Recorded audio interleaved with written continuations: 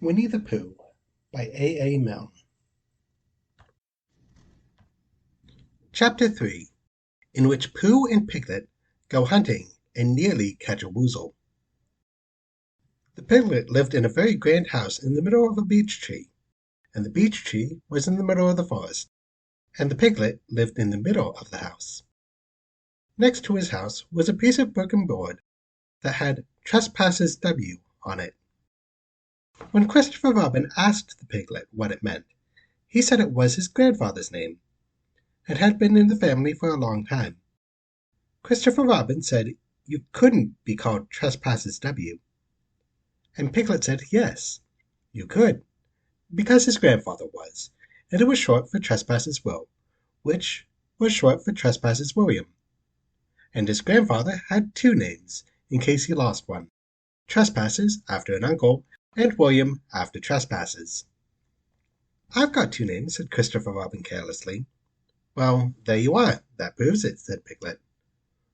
One fine winter day, when Piglet was brushing away the snow in front of his house, he happened to look up, and there was Winnie-the-Pooh. Pooh was walking round and round in a circle, thinking of something else, and when Piglet called to him, he just went on walking. "Hello," said Piglet. "What are you doing?" "Hunting," said Pooh. "Hunting what?" "Tracking something," said Winnie-the-Pooh, very mysteriously. "Tracking what?" said Piglet, coming closer. "That's just what I ask myself. I ask myself, what? What do you think you'll answer?" "I shall have to wait till I catch up with it," said Winnie-the-Pooh. "Now look here." He pointed at the ground in front of him. "What do you see there?" "Tracks," said Piglet. "Paw marks." He gave a little squeak of excitement. "Oh, Pooh, do you think it's a woozle?" "It may be," said Pooh. "Sometimes it is, and sometimes it isn't. You can never tell with paw marks."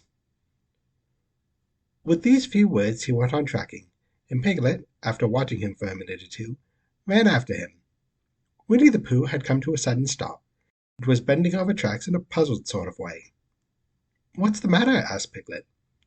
"It's a funny thing," said Bear, "but there seems to be two animals now.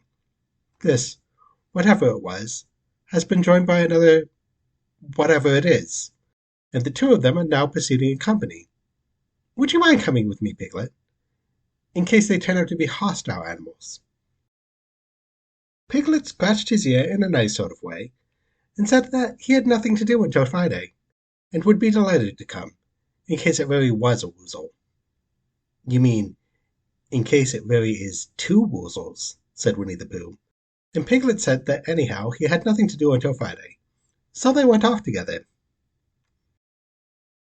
There was a small spinney of large trees just there, and it seemed as if the two woozles, if that is what they were, had been going around this spinney.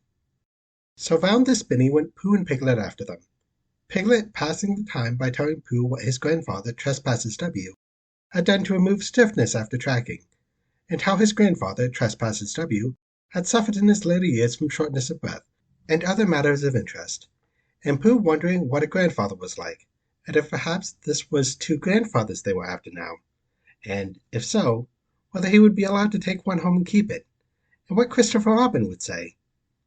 And still the tracks went on in front of them. Suddenly Winnie-the-Pooh stopped, and pointed excitedly in front of him. "Look!" "What?" said Piglet, with a jump. And then, to show that he hadn't been frightened, he jumped up and down once or twice more in an exercising sort of way. "The tracks," said Pooh. "A third animal has joined the other two." "Pooh!" cried Piglet. "Do you think it is another woozle?" "No," said Pooh, "because it makes different marks. It is either two woozles in one, as it might be Whizzle, or two, as it might be Whizzles, and one, so if it is Woozle. Let us continue to follow them." So they went on, feeling just a little anxious now, in case the three animals in front of them were of hostile intent, and Piglet wished very much that his grandfather T.W. was there, instead of elsewhere, and Pooh thought how nice it would be if they met Christopher Robin suddenly, but quite accidentally, and only because he liked Christopher Robin so much. And then, all of a sudden, Winnie-the-Pooh stopped again, and licked the tip of his nose in a cooing manner, for he was feeling more hot and anxious than ever in his life before. There were 4 animals in front of them. "Do you see, Piglet? Look at their tracks. 3 as it were woozles, and 1 as it was Whizzle. Another woozle has joined them." And so it seemed to be. There were the tracks, crossing over each other here, getting muddled up with each other there, but quite plainly, every now and then, the tracks had 4 sets of paws.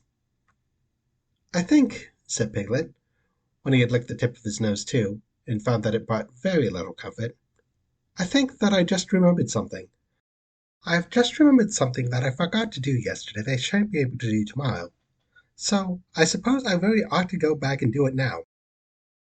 "We'll do it this afternoon, and I'll come with you," said Pooh. "It isn't the sort of thing you can do in the afternoon," said Piglet quickly. "It was a very particular morning thing that has to be done in the morning, and, if possible, between the hours of— what would you say the time was?" "About 12," said Winnie-the-Pooh, looking at the sun. "Between, as I was saying, the hours of 12 and 12:05. So very dear old Pooh, if you'll excuse— What's that?"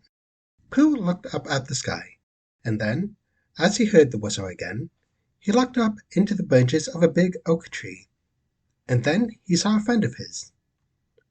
"It's Christopher Robin," he said.